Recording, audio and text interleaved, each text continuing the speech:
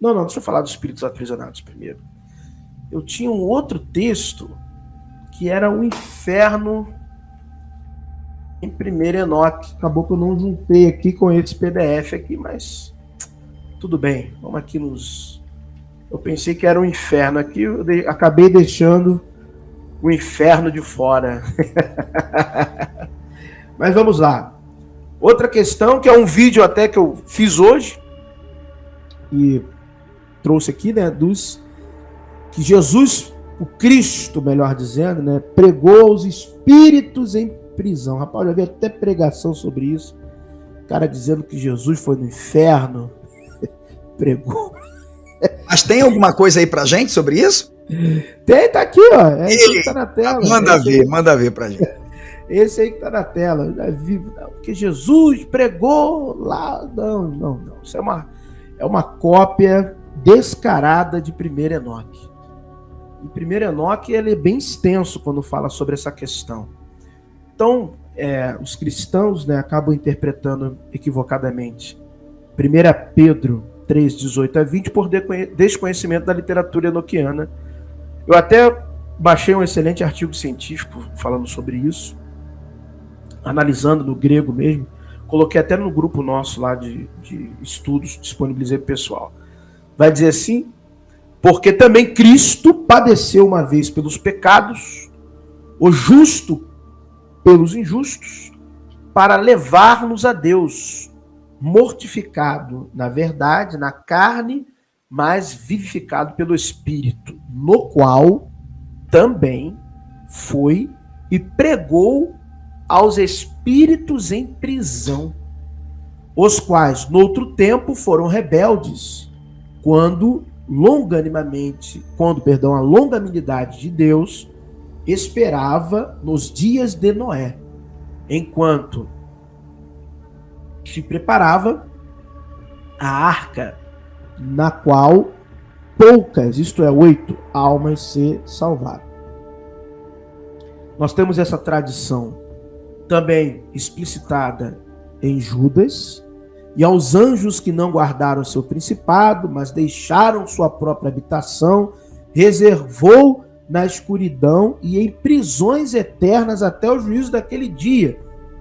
E desses profetizou também Enoque, o sétimo depois de Adão, dizendo: eis que é vindo o Senhor com milhares de seus santos, para fazer juízo contra todos e condenar dentre eles todos os ímpios, por todas as suas obras de impiedade que impiamente cometeram, e por todas as duras palavras que ímpios pecadores disseram contra ele, segundo Pedro 2,4, porque se Deus não perdoou aos anjos que pecaram, mas havendo-os lançado no inferno, no Tártaro, os entregou às cadeias da escuridão, ficando reservados para o juízo. A gente vê claramente essa tradição neotestamentária demonstrada nesses 3 textos. E o que chama a atenção, tanto em Pedro quanto em Judas, é linkar esses anjos e espíritos aprisionados ao tempo do dilúvio, ao tempo de Enoque, claramente. Então, a gente já vem aqui, ó. Vamos logo aqui em 1 Enoque. Vai dizer aqui, ó. Vou em sequência. 1 Enoque 10, 17 a 20. Primeiro chega a sentença desses anjos. A Miguel, igualmente o Senhor disse: vai e anuncia seus próprios crimes a Samiasa e aos outros que estão com ele, os quais têm se associado às mulheres para se contaminarem com toda a impureza. Porque Gênesis 6, assim como Enoque capítulo 6, né, são textos paralelos, Enoque fala diretamente, né, que os anjos se deitaram com mulheres. Mas até o século V, né, consensualmente, se acreditava que o texto de Gênesis 6, aqueles filhos de Deus ali, eram anjos. Após o século V, a tradição exegética começou a mudar para falar que não eram mais anjos, mas eram os poderosos da terra, Mas o que se tinha até a patrística, o que se sabe dos escritos de alguns pais da igreja, é que a interpretação de Gênesis 6 eram anjos. Os filhos de Deus ali, os Bnei Elohim, eram anjos que pecaram tendo contato sexual com mulheres. E é essa tradição que está explícita em 1 Enoque. Então vai continuar dizendo: eles contaminaram toda impureza. E eles tiveram filhos. Vai dizer aqui, ó. E quando todos os seus filhos forem mortos, ou seja, eles tiveram filhos com essas mulheres. Quando eles virem a perdição dos seus bem-amados, amarra-os por 70 gerações debaixo da terra, mesmo até o dia do julgamento e da consumação, até o julgamento, com efeito que dura para sempre, seja completado. Aí vai continuar. Então eles serão levados para as mais baixas profundezas do fogo em tormentos. Por isso que o escritor aqui, né, ele vai dizer que eles foram, no grego, em 2 Pedro 2,4, lançados no Tártaro. Aqui não está Hades, está Tártaro, né? Por causa dessa tradição aqui enoquiana. Joga no mais profundo, no calabouço do submundo do Hades. A gente sabe que isso é uma construção mitológica. Aí ele vai continuar dizendo aqui: lá eles serão encerrados em confinamento para sempre. Imediatamente depois disso, ele, juntamente com os outros, queimarão e perecerão. Eles serão amarrados até a consumação de muitas gerações. Então está aqui. Quando a gente vem em 1 Enoque 12, 5 a 7, ou seja, primeiro o Miguel avisa, de acordo com a ordem do Altíssimo, na adoção de dias de Enoque. E depois o próprio Senhor, Deus, ele fala para o Enoque ir lá e avisar eles também de suas punições.